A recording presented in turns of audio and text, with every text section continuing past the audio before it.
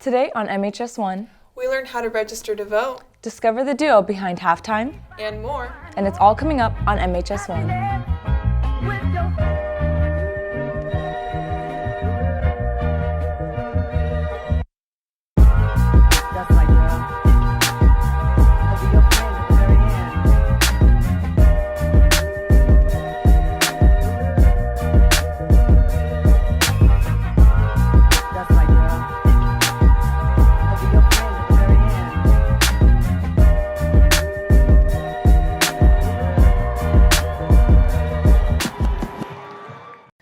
Good morning, McKinney High School. Today is Friday, October 4th. I'm Zara Wegman. And I'm Brooke Muller, and you're watching MHS1. As we approach the presidential election, many seniors are getting ready to vote for the first time. Kendall Ellison and Sophia Quintero bring us more.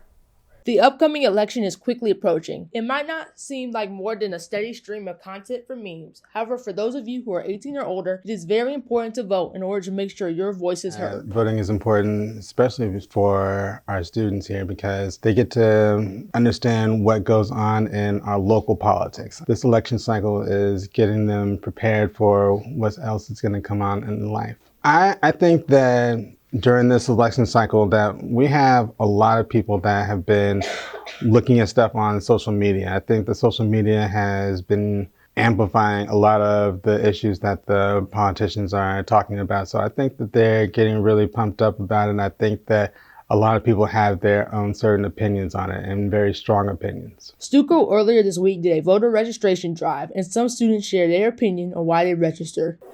I think it's important to vote because it allows kids to have a voice in politics and government, and it helps to solve issues that are often ignored and that we as common people cannot fix by ourselves. Right now, what's affecting our economy the most is inflation. So it's really important to pick a candidate who will help us with inflation so the prices don't always go up, and so we can create a better future because, we're the new generation.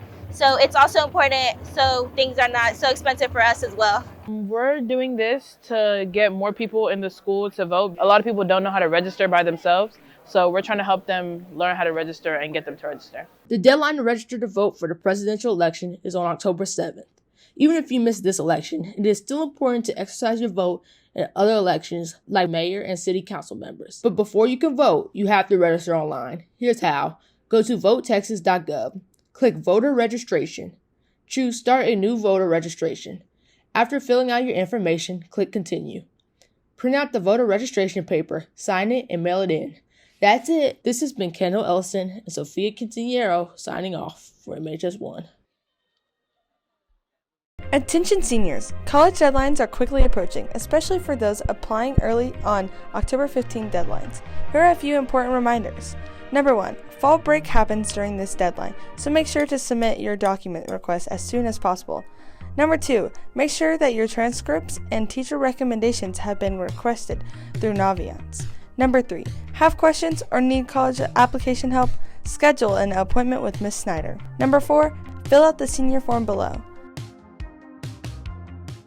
Everyone sees the final production of the mainstream musical, but not many knows what happens behind the scenes. Maya Singleton, Gary Figueroa bring us an inside look on their upcoming production. Many people see the final result of a musical, but what happens behind the scenes remains a mystery. To get in depth into a world of rehearsing and companionship, we interviewed a student, manager, and choreographer to find out what happens behind the curtain. The thing I'm most excited about is we're having a character meet and greet before the Sunday matinee, and I'm excited to see all the kids come out and see their reactions with meeting the characters. All the dances come together and just see everything connected whenever we actually get out there and do our tech rehearsal. A challenge, remembering all the dances. Yeah. Some challenges we face is probably the size of the production, because it's a main stage musical, so there's a lot of people. I think we have about 80 people in our total company, and I think sometimes it's difficult to focus, especially with the production this size and this quality. I've been choreographing for a large majority of my life, so 30-something years. In rehearsals, especially choreographing for musicals, you have a variety of different backgrounds, different levels of experience. So that's always a bit of a challenge, but always fun. I think theater is a wonderful way for people to be expressive, which is something that we don't have a lot of options to do with all of the virtual communication that we have. So it gives students a way to communicate in person more and be more creative. Typically, I do some research before I do any choreography. So I'll look at previous dance musicals pieces, and that's where I get my inspiration. Make sure to check out the newest SpongeBob musical on November 14th through 17th, 7 p.m. to 11 p.m. at the auditorium. This was Maya, Gaddis, and Dyson reporting for MHS1. Now here's Fine Arts in the Field with Leah Peters. Hello McKinney High School, this is Leah Peters and this is Fine Arts in the Field. Our Royal Pride Band recently competed at the Melissa Marching Showcase, winning many awards. Congratulations. The McKinney Choir is having their annual fall concert being held on October the 8th in the McKinney High Auditorium. The McKinney Orchestra is also having their fall concert come up on October the 7th. Can't wait to see it. And now here's Brooke Mueller and Chase Barrett to give us an inside look at the twins who stole the halftime show. These talented siblings not only share a birthday, but also a passion for music and performance.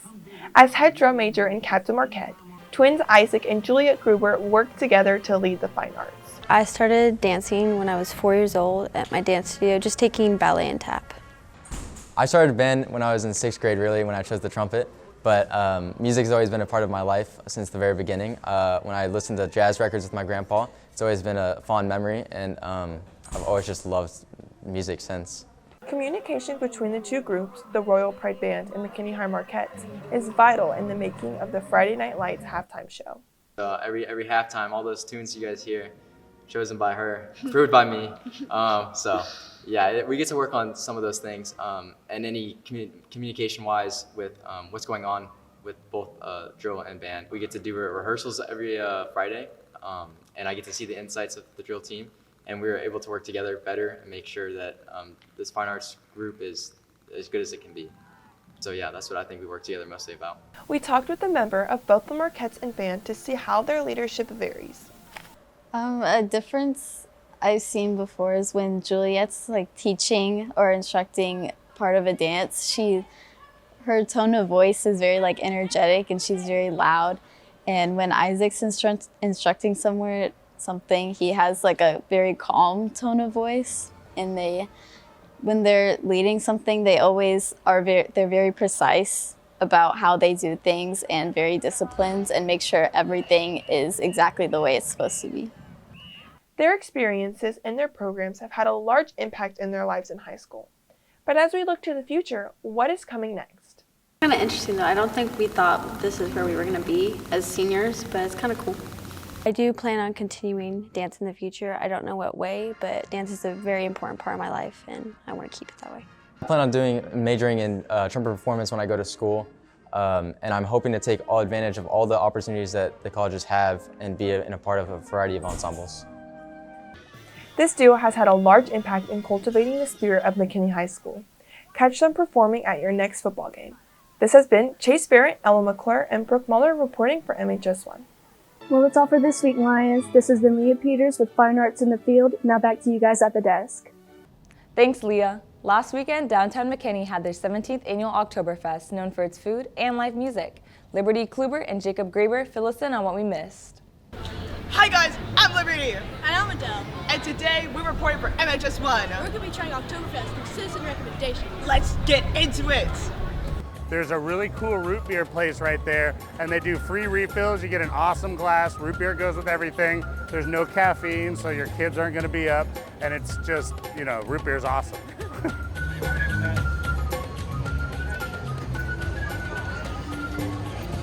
That is good. That's really good. You want to try some? Yeah. It's a pretty solid root beer. Pretty solid. A solid, 9, 8 out of 10. Yeah. That's really good.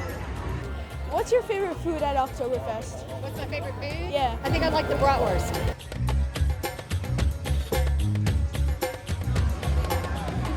That's good.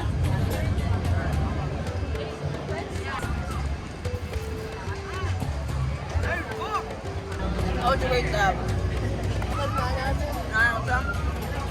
I'll rate that a solid 8. Ooh, dessert, that's a hard one. There's a place right over there. They have like s'mores and like they're chocolate covered. They got chocolate covered bananas. I mean, anything with sugar covered in chocolate, like, let's do it. Is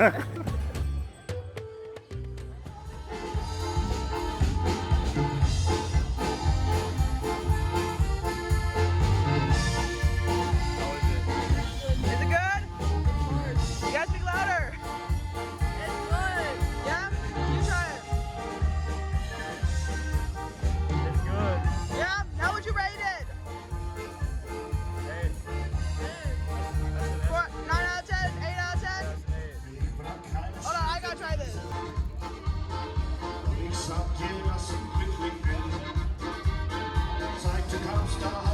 How'd you rate it?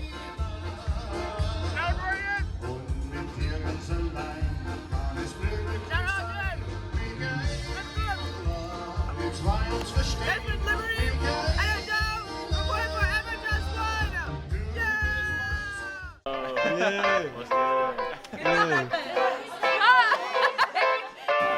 It's Friday, so it means Stuco bonding.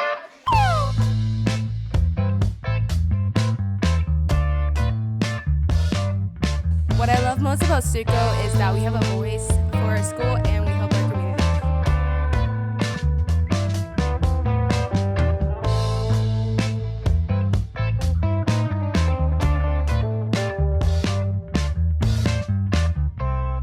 I think it's like a very welcoming community and it's something that everyone should be a part of.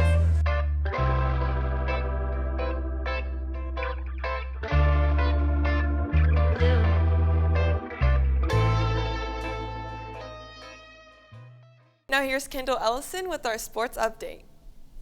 My name is Kendall Ellison, and this is your MHS1 sports update. Last Friday, our Lions faced off against Allens. They played a good first half, but unfortunately came up short with a 38-14 loss. Their next matchup is tonight against Princeton at Jackie Hendricks Stadium with kickoff set for 7 p.m. Be sure to come and support your Lions. In tennis, our team faced off against Rock Hill with the final match score standing at 3-16. The cross-country team did excellent at the Wiley Invitational.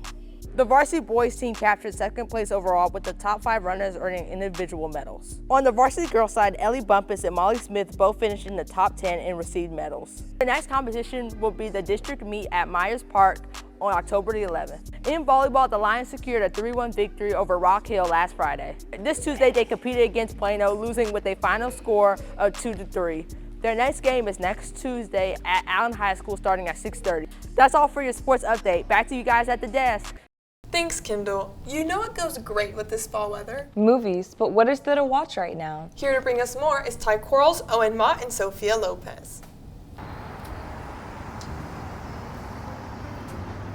Hey y'all, we just saw 5 movies that are currently in theaters to see if you should go watch them too. Okay, so Owen, after watching Transformers 1, what'd you think about the movie? Is it any good?